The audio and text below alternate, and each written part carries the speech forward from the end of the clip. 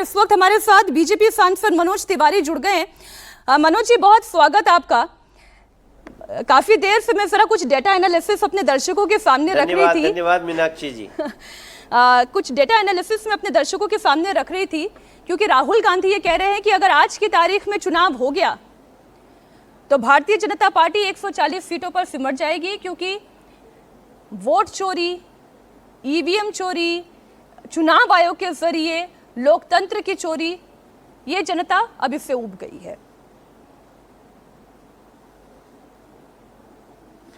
नहीं मीनाक्षी जी, आप जो डेटा दे रहे थे मैं उसको ध्यान से सुन रहा था, और आपकी जो समीक्षा है वो बिल्कुल सही दिशा में है। ये आज पूरे देश में चर्चा का विषय है कि 2014 में नरेंद्र मोदी जी को पूरे संपूर्ण बहुमत से जिताने वाला देश 2019 में और भी ज़्यादा सीटों से जिताने वाला देश 2024 में उसको थोड़ी देर के लिए भ्रमित करने में ये इंडी अलायंस सफल हुआ। क्योंकि याद रखिए, इंडी अलायंस बना तभी क्योंकि पहले तो यूपीए था। यूपीए का इतना भ्रष्टाचार था कि ये लोग उसका नाम ही नहीं लेना चाहते थे। इंडी अलायंस के नाम पे और संविधान खतरा क्या है सब करके इन लोगों ने भ्रम डालने में सफलता पाई। लेकिन जनता को जब ये समझ में आया कि हमने तो भारी गलती कर दी, फिर उसने शुरुआत की है। वही महाराष्ट्र का आकलन है, वही हरियाणा का आकलन है, वही बिहार का आकलन है, वही पश्चिम बंगाल का आकलन है। और रही सही कसर इनकी पूरी हो गई महिला आरक्षण बिल को लागू होने से गिरा करके, रोक करके। तो अब क्या है कि आज की जो समीक्षा है ना, मैं समझ रहा हूं राजनीतिक पंडित भी उसको समझ नहीं पा रहे हैं कि देश की जनता बहुत सूक्ष्म स्तर पे लोगों की समीक्षा कर रही है, और उसी समीक्षा का असर लगातार एनडीए और भारतीय जनता पार्टी की जीत है। पश्चिम बंगाल में मैं स्टार प्रचारक के रूप में भी था, बहुत जगह गया, असम में गया। सनातन को नष्ट करने वाले ऐसे जमीन पे गिराए गए हैं। तमिलनाडु देख लीजिए, स्टालिन और उनके बेटे तो खुलेआम कहा करते थे कि हम सनातन को नष्ट करके हमारे भगवान को, देवी देवताओं को गाली देते थे। आज वो कहाँ हैं? तो इस देश में किसी की भी आस्था को ठेस पहुंचा के जो भी चलेगा वो गिरेगा। लोकतंत्र को जो भी अपने पॉकेट में रखेगा वो गिरेगा। संविधान को जो जेब में रखेगा वो गिरेगा।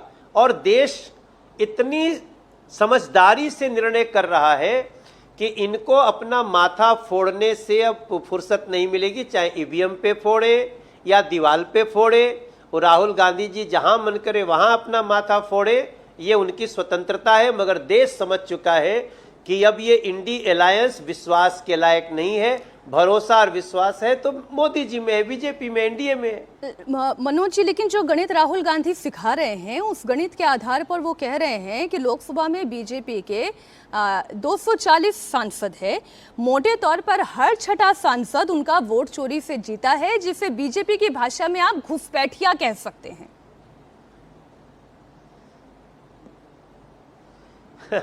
देखिए, इन लोगों को शर्म नाम की चीज तो है नहीं। हार का रिकॉर्ड बना चुके हैं राहुल गांधी जी। मुझे लगता है कोई भी अपने पार्टी का नेता इतनी हार अपने खाते में नहीं लिखवाया होगा जितना राहुल गांधी जी ने लिखवाया है। उसके बाद भी फ्रस्ट्रेशन का ये हद कि आप जनादेश को सम्मान करने की जगह अब इस तरह की बातें करें।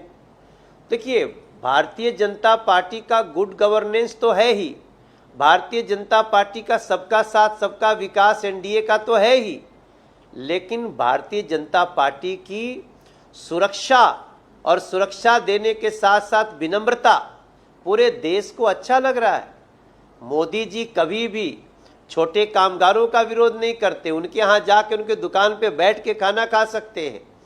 देश के बड़े पद पे गृह मंत्री जी को कोई धमकी देता है, उसके बाद भी गृह मंत्री जी मुस्कुरा के कहते हैं आने दो 4 मई। तो ये सब कुछ बीजेपी और एनडीए का ये लोग तुलना नहीं कर सकते। राहुल गांधी जी की बातों को लेकर के चर्चा तो शुरू हो जाती है, मगर मैं समझता हूं राहुल गांधी जी की बातों पे डिस्कशन करना अब इस देश में टाइम जाया करना समझा जा रहा है। लेकिन क्या करें, बात ही ऐसी कर रहे हैं, वो ये कह रहे हैं कि घुसपैठियों की सरकार बनाकर आप बैठे हैं। आप देखिए, वो ये लोग घुसपैठियों को तो रिश्तेदार की तरह रखते हैं। ये लोग, जब हम लोग दिल्ली में घुसपैठियों के खिलाफ बात करेंगे तो ये घुसपैठियों के पक्ष में हो जाएंगे। ये तो पश्चिम बंगाल में वो तो जो अंदर का इनका आपस में इंडिया अलायंस की पार्टियों का युद्ध है वो समझ में आ गया। जब ये राहुल गांधी जी पश्चिम बंगाल में बोल रहे थे तब टीएमसी के खिलाफ क्या बोले? यही बोल रहे थे कि अगर आप रिश्तेदार नहीं है टीएमसी के तो आपको नौकरी नहीं लग सकती है। अब चूंकि हारने का सिलसिला जारी है, अब इन लोगों को लगता है कि फिर से हम किसी तरह अपने इंडिया अलायंस के कुनबे को रखें, उसके लिए ये सारे बयानबाजी है। और मेरा देखिए, मैं तो राजनीति शास्त्र का एक विद्यार्थी भी हूँ काशी हिंदू विश्वविद्यालय से। हम अभी जहाँ से आकर के आपसे बात कर रहे हैं, हम काशी हिंदू विश्वविद्यालय के पूर्व छात्रों के साथ बैठे हैं। हमारा पूरा विश्वास है कि इन नेताओं की बात को अब जनता, राहुल गांधी जैसे नेताओं की बात को जनता कॉमेडी सर्कस की तरह ले रही है और वो एनडीए के साथ इतने ताकतवर ढंग से चल पड़ी है कि आने वाले दिन में और भी राज्य जो अभी तक नहीं आए हैं वो हमारे पास आएंगे। हमारा गुड गवर्नेंस, हमारा देश के प्रति राष्ट्रभाव, सबसे ऊपर राष्ट्रवाद नरेंद्र मोदी के नेतृत्व में और जीतेगा, ऐसा हमारा विश्वास है। लेकिन ममता बनर्जी रिजाइन करने को तैयार नहीं है। वो ये कह रही है कि मैं नैतिक तौर पर जीती हूं। आप बताइए नहीं, वो कौन स्तर पे जीती है? अगर आज वो ये बात कह रही हैं तो वो अपना परिचय दे रही हैं कि वो कैसे जीतती थी। देखिए, इस्तीफा देना नहीं देना, एक मुख्यमंत्री इस आधार पे थोड़ी बने रह सकता है कि मैंने इस्तीफा नहीं दिया। अगर ऐसा करना होता तो सबसे पहले अरविंद केजरीवाल नहीं इस्तीफा देता। आपके हाथ में थोड़ी है कि आप इस्तीफा दोगे तब हटोगे। ये देश के अलग अलग राज्यों में जनता ने आपको वोट आउट कर दिया। अब अगर आपको इज्जत से जाना है तो साइन करके जाओ, बेइज्जत होके जाना है तो जनता उसका भी इंतजार कर रही है। वो तो ये मैंने जो देखा। ममता बनर्जी दीदी का जो व्यवहार है जी, वही बता रहा है कि ये लोग कितने तानाशाह हैं।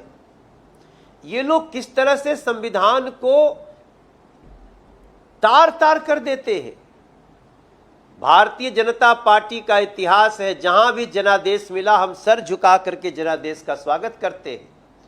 लेकिन ममता दीदी जैसे लोगों ने बता दिया कि अब उनका भरोसा संविधान पे नहीं है और ये जो भी अभी उनके समर्थक हैं उनके अंदर ये जहर भर रहे हैं, जो कि एक अपराध माना जाना चाहिए और माननीय जो संवैधानिक संस्थाएं हैं उनको कड़ा एक्शन लेना चाहिए ऐसे स्टेटमेंट्स पे।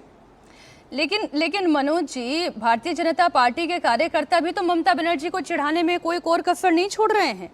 जहां जाती है वहां जय श्री राम के नारे लगाए जाने लगते हैं। जहां जाती हैं, अच्छा बीजेपी दफ्तर में हम्बा हम्बा रुम्बा रुम्बा थम्बा थम्बा गाने पर डांस चल रहा है। इतना आप लोग टीस कर रहे हैं ममता बनर्जी को। नहीं, देखिए, ये तो जीत का उत्सव मनाने का अपना तरीका है, मगर कोई हिंसा थोड़ी कर रहा है। अभी तो उन लोगों ने एक हमारे भाजपा के कार्यकर्ता पर अटैक किया है। अगर भारतीय जनता पार्टी का समर्थक, जय श्री राम का समर्थक, सनातन का समर्थक, पश्चिम बंगाल की अस्मिता का, स्वामी विवेकानंद जी का, रविन्द्रनाथ ठाकुर जी का, बंकिम चंद्र चटर्जी जी का, अगर इनका समर्थक उत्साह मना रहे तो गाना बजा के कर रहा है। अब गाना बजा करके इतनी बड़ी जीत आई, ऐतिहासिक जीत आई, पहली बार आई, अब आप गाना बजा के भी नहीं नाचने दोगे? और जय श्री राम कब से चिढ़ाने का नारा बन गया, इनको पूछिए जरा। अरे उनके तो भाईपो देश के गृह मंत्री को धमकी देते थे। कोई उनका कार्यकर्ता किसी अधिकारी को खींच कर लाने की, घसीट कर लाने की बात करता था। अपराधी तो वो लोग हैं, हमारे जो भी भारतीय जनता पार्टी के लोग और पूरा पश्चिम बंगाल का लोग, वो गाना बजा करके एंजॉय कर रहा है और ये उसका अधिकार है। कुछ बातें जो विपक्ष के और नेता कह रहे हैं, जैसे संजय राउत ये कह रहे हैं कि ममता बनर्जी के ये आंदोलन का एक और तरीका है कि वो रिजाइन करने के लिए तैयार नहीं है, और वो बिल्कुल ठीक कर रही है, उन्हें रिजाइन करना भी नहीं चाहिए।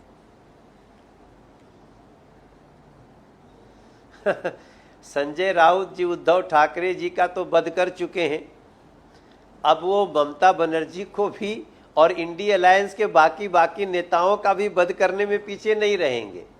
संजय राउत की तो छाया से भी दूर रहे लोग, तभी किसी इंडी अलायंस में लोगों का कुछ हो सकता है, 50-60 साल बाद कभी कुछ समय मिले। लेकिन संजय राउत जैसे लोग ये क्या करते हैं?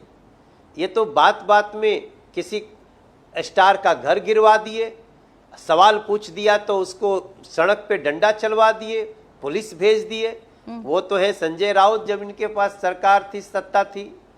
ये लोग तो साधुओं के मरने पर भी खुशी मनाया करते थे।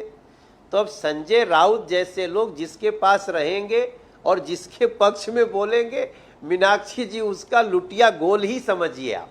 एक आपकी और देश के लोग बड़ी समझदारी से, हम पश्चिम जी मैं कह रही, एक आपके और प्रिय है अरविंद केजरीवाल जी। सुनिए ना, सुनिए बात कह आपके प्रिय अरविंद केजरीवाल जी ने कहा, अरविंद केजरीवाल का भी तो भट्ठा बिठाई दिए। 2014 में प्रचंड बहुमत के साथ बीजेपी की सरकार आई, मोदी जी की लोकप्रियता अपने चरम पर थी। उन्होंने कहा कि तब 2015 में वो दिल्ली नहीं जीत पाए, 2016 में वो पश्चिम बंगाल नहीं जीत पाए, अभी तो उनका मैजिक कम हो गया। वो पश्चिम बंगाल कैसे जीत सकते, वो दिल्ली कैसे जीत सकते हैं? कुछ तो गड़बड़ है। उनके 7 सांसद उनको थप्पड़ दे के, थप्पड़ मतलब राजनीतिक थप्पड़ दे के चले गए।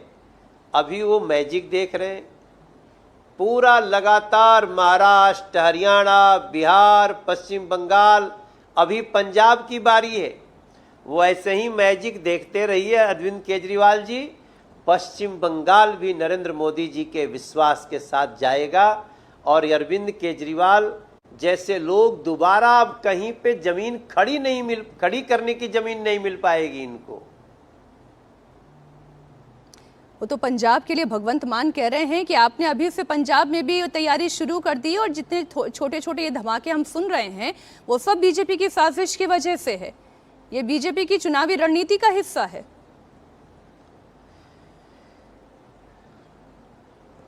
देखो, बीजेपी पश्चिम बंगाल में सरकार बनाएगी। जब से पश्चिम बंगाल का रिजल्ट आया मीनाक्षी जी, मुझे कम से कम 200 ऐसे मैसेज प्रमुख लोगों के, जो कल तक कांग्रेस को समर्थन देते थे, कल तक आम आदमी पार्टी को समर्थन देते थे, वो कह रहे हैं अब भाजपा पंजाब में निश्चित आ जाएगी।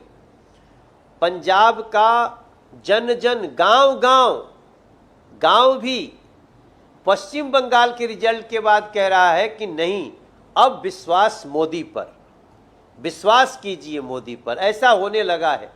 और मैं आपको आज बता दूं, हम तो पंजाब का गाना भी बनाना शुरू कर दिए हैं कि जनता ने उमड़ के बोला, हुण रंगले बसंती चोला, हुण रंगले बसंती चोला। पंजाब उमड़ के बोला, हुण रंगले बसंती चोला। हो सड़क बनेगी, पुल भी बनेगा, होगा बम बम भोला। पंजाब उमड़ के बोला, हुण रंगले बसंती चो। अभी तो देखिए, पंजाब की जनता ने स्टेट बॉर्डर स्टेट होने का महत्व समझ लिया है। और जिस प्रकार से अपराध और भ्रष्टाचार को अरविंद केजरीवाल ने पंजाब में उनको समर्थन कर करके उनको शक्ति दी है, अब पंजाब ना तो आप ना तो कांग्रेस अब जाएगी भाजपा के साथ। अब उनके साथ जाएगी जिसने करतारपुर साहिब का रास्ता खुलवाया। अब उनके साथ जाएगी जो हमारे साहिबजादों के सम्मान में वीर बाल दिवस शुरू किए। अब उनके साथ जाएगी जो सिख पंथ पे गर्व करते हैं और पंजाब को अपने सीने से लगा के रखते हैं, ऐसे भारतीय जनता पार्टी और नरेंद्र मोदी जी के साथ जाएगी मीनाक्षी। ऐसा मैं बोल रहा हूँ, आप इसको अच्छे से आज आप इसको कभी और बात करेंगे तो याद रखना कि पंजाब में अब भारतीय जनता पार्टी के आने की बारी है और ये निश्चित होके रहेगा। अरविंद केजरीवाल जैसे लोग, इनको देश में कहीं कोई खड़ा नहीं कर पाएगा जितना इन्होंने दिल्ली और पंजाब को रुलाया है। ठीक मनोज जी, ये तो भविष्य बताएगा, लेकिन फिलहाल जश्न का मौका है। बिहार में कैबिनेट का विस्तार होने जा रहा है, आप भी जा रहे हैं कि नहीं जा रहे हैं बिहार? जी, कल हम हरियाणा में हैं। अरे, हरियाणा में निगम का चुनाव है, वो पहले से समय दिया हुआ है, लेकिन रात तक मैं पहुंचूंगा और जो नई कैबिनेट बनेगी उसको मैं 8 तारीख को पटना में रह के उन लोगों को बधाई देकर के आने वाला हूं। बहुत शुक्रिया मनोज जी, हमें समय देने के लिए। इंटरेस्टिंग बातचीत हुई आपसे और देखते हैं कि अब पंजाब में कौन सा खेला होता है, क्योंकि एक खेला तो पश्चिम बंगाल में आपकी पार्टी ने कर ही दिया है। बहुत सारी शुभकामनाओं के साथ बहुत बहुत धन्यवाद। नहीं, कोई खेला नहीं है मीनाक्षी जी, कोई खेला नहीं है। अच्छा, कोई खेला नहीं है, विश्वास का मेला है। बहुत शुक्रिया मनोज जी।